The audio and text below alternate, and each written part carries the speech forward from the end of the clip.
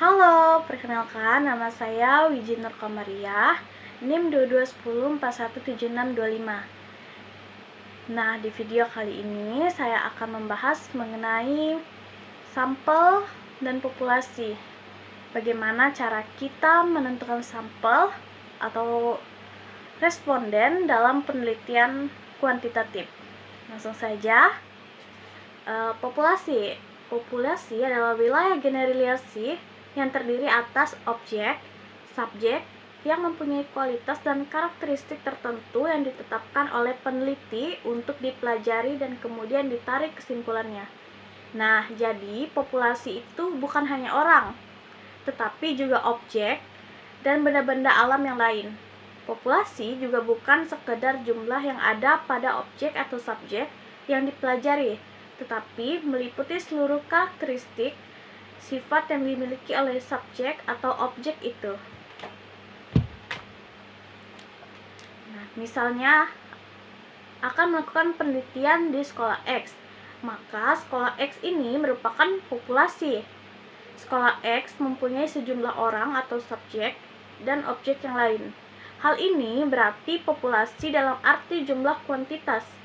Tetapi sekolah X juga mempunyai karakteristik orang-orangnya.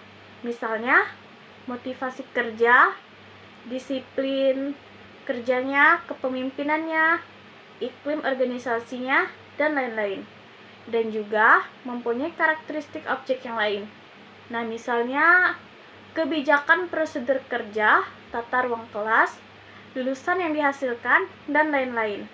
Yang terakhir berarti populasi dalam arti karakteristik. Oke, selanjutnya kita akan membahas yang kedua mengenai sampel. Nah, sampel adalah bagian dari jumlah dan karakteristik yang dimiliki oleh populasi tersebut. Bila populasi besar dan peneliti tidak mungkin mempelajari semua yang ada pada populasi, misalnya karena keterbatasan dana, tenaga, dan waktu, maka peneliti dapat menggunakan sampel yang diambil dari populasi itu. Apa yang dipelajari dari sampel itu, kesimpulannya akan dapat diberlakukan untuk populasi.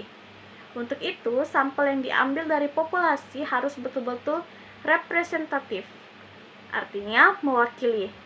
Nah, bila sampel tidak representatif, maka ibarat orang buta disuruh menyimpulkan karakteristik gajah. Satu orang memegang telinga gajah, maka ia menyimpulkan gajah itu seperti kipas.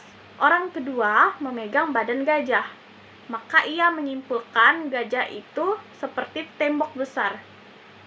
Satu orang lagi memegang ekornya, maka ia menyimpulkan gajah itu kecil, seperti seutas tali. Begitulah kalau sampel yang diambil tidak representatif, maka ibarat 3 orang buta itu yang membuat kesimpulan salah tentang gajah. Selanjutnya, saya akan membahas mengenai teknik sampling. Nah, teknik sampling adalah merupakan teknik pengambilan sampel untuk menentukan sampel yang akan digunakan dalam penelitian. Terdapat berbagai teknik sampling yang digunakan. Dari gambar yang saya lampirkan di atas, diketahui bahwa teknik sampling pada dasarnya dapat dikelompokkan menjadi 2, yaitu probability sampling dan non-probability sampling.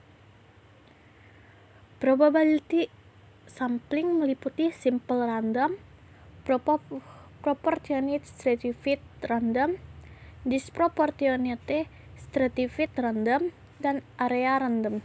Non-probability sampling meliputi sampling sistematis, sampling kuota, sampling aksidentas, purposive sampling, dan sampling jenuh, dan juga snowball sampling. Selanjutnya kita akan membahas mengenai probability sampling. Probability sampling adalah teknik pengambilan sampel yang memberikan peluang yang sama bagi setiap unsur, yaitu anggota populasi untuk dipilih menjadi anggota sampel. Nah, teknik ini meliputi simple random sampling, proportionate stratified random sampling, disproportionate stratified random. Sampling area cluster sampling menurut daerah. Simple random sampling. Dikatakan simple ini sederhana karena pengambilan anggota sampel dari populasi dilakukan secara acak tanpa memperhatikan strata yang ada dalam populasi itu. Nah, cara demikian dilakukan bila anggota populasi dengan homogen. Yang kedua, proportionate stratified random sampling. Nah, teknik ini digunakan bila populasi mempunyai anggota atau unsur yang tidak homogen dan berstrata secara proporsional. Suatu organisasi yang mempunyai pegawai dari latar belakang pendidikan yang berstrata, maka populasi pegawai itu berstrata. Misalnya, jumlah pegawai yang lulus S1 adalah 45, S2 30, STM 800, ST 900, SMEA 400, dan SD 300. Nah, jumlah sampel yang baru diambil meliputi strata pendidikan tersebut. Jumlah sampel dan teknik pengambilan sampel diberikan setelah bab ini. Lalu yang ketiga, ada disproportionate stratified random sampling. Teknik ini digunakan untuk menentukan jumlah sampel bila populasi berstrata tetapi kurang proporsional. Misalnya, pegawai dari unit kerja tertentu mempunyai 3 orang lulusan S3, 4 orang lulusan S2, 90 orang S1, 800 orang lulusan SMU, 700 orang SMP, maka 3 orang lulusan S3 dan 4 orang S2 itu diambil semuanya sebagai sampel. Karena dua kelompok ini terlalu kecil bila dibandingkan dengan kelompok S1, SMU, dan SMP. Selanjutnya, cluster sampling atau bisa juga disebut area sampling. Teknik sampling daerah digunakan untuk menentukan sampel bila objek yang akan diteliti atau sumber data sangat luas. Misal, penduduk dari suatu negara, provinsi, atau kabupaten. Untuk menentukan penduduk mana yang akan dijadikan sumber data, maka pengambilan sampelnya berdasarkan daerah populasi yang telah ditetapkan. Nah, saya di sini akan memberikan contoh. Misalnya, di Indonesia terdapat 30 provinsi dan sampelnya akan menggunakan 15 provinsi. Maka, pengambilan 15 provinsi itu dilakukan secara random. Tetapi perlu diingat, karena provinsi-provinsi di Indonesia itu berstrata, maksudnya tidak sama. Maka pengambilan sampelnya perlu menggunakan stratified random sampling. Teman-teman, provinsi di Indonesia ada yang penduduknya padat, ada yang tidak. Ada yang mempunyai hutan, ada yang tidak. Ada yang kaya bahan tambang, ada juga yang tidak. Nah, karakteristik macam inilah yang perlu diperhatikan sehingga pengambilan sampel menurut strata populasi itu dapat kita tetapkan. Nah, teknik sampling daerah ini sering digunakan melalui 2 tahap, yaitu tahap pertama menentukan sampel daerah. Tahap berikutnya menentukan orang-orang yang ada pada daerah itu secara sampling juga.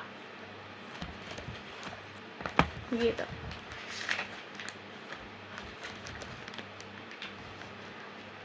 Lalu selanjutnya kita akan membahas mengenai non-probability sampling. Non-probability sampling adalah teknik pengambilan sampel yang tidak memberi peluang atau kesempatan sama bagi setiap unsur atau anggota populasi untuk dipilih menjadi sampel. Nah, teknik sampel ini meliputi sampling sistematis, kuota, accidental purposive, jenuh, dan snowball. Oke. Sampling sistematis.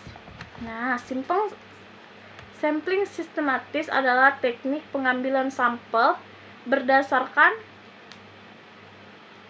urutan dari anggota populasi yang telah diberi nomor urut. Nah, misalnya, anggota populasi yang terdiri dari 100 orang. dari semua anggota itu diberi nama, diberi nomor secara urut, yaitu nomor urut 1 sampai dengan nomor 100. Pengambilan sampel dapat dilakukan dengan nomor ganjil saja, genap saja, atau kelipatan dari bilangan tertentu. Misalnya kelipatan dari bilangan 5. Untuk itu, maka yang diambil sebagai sampel adalah nomor 1, 5, 10, 15, 20, dan seterusnya sampai 100. Nah, selain sampling sistematis, ada juga sampling kuota, sampling insidensial, sampling purposive, sampling jenuh, dan snowball sampling.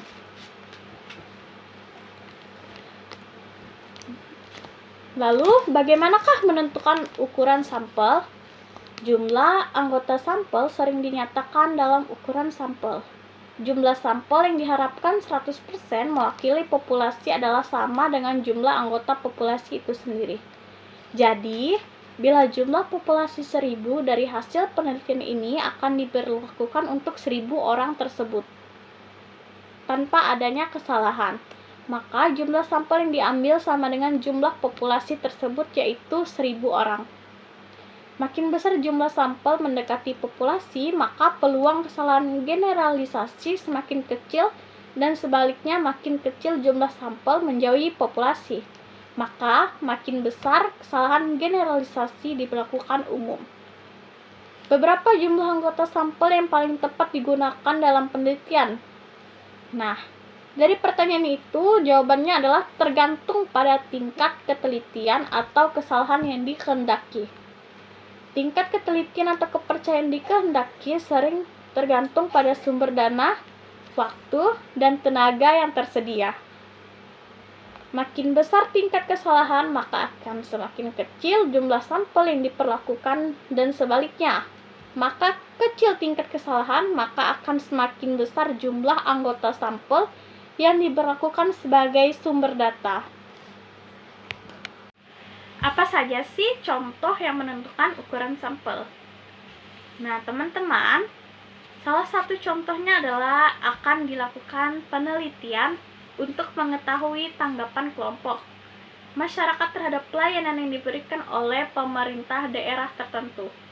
Kelompok masyarakat itu terdiri dari 1000 orang yang dapat dikelompokkan berdasarkan jenjang pendidikan, yaitu lulusan S1 sebanyak 50 orang, sarjana muda sebanyak 300 orang, lulusan SMK sebanyak 500 orang, lulusan SMP sebanyak 100 orang, dan SD sebanyak 50. Nah, itulah populasi berstrata. Ini telah saya jelaskan di bagian ini ya, teman-teman, menentukan populasi. Pembahasan terakhir mengenai cara mengambil anggota sampel. Di dalam buku ini dikatakan bahwa telah dikemukakan terdapat 2 teknik sampling, yaitu probability sampling dan non-probability sampling. Probability sampling adalah teknik sampling yang memberi peluang sama kepada anggota populasi untuk dipilih menjadi anggota sampel. Cara demikian sering disebut dengan random sampling dan cara pengambilan sampel secara acak.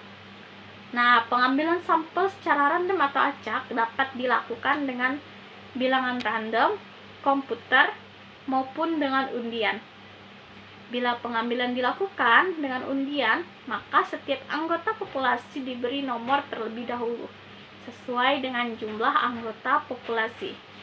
Nah, karena teknik pengambilan sampel adalah random, maka setiap anggota populasi mempunyai peluang sama untuk dipilih menjadi anggota sampel. Untuk contoh yang telah saya sebutkan, di setiap anggota populasi sama dengan 1:1000. Dengan demikian, cara pengambilan bila nomor 1 telah diambil, maka perlu dikembalikan lagi. Mengapa demikian? Karena kalau tidak dikembalikan, peluangnya menjadi tidak sama lagi.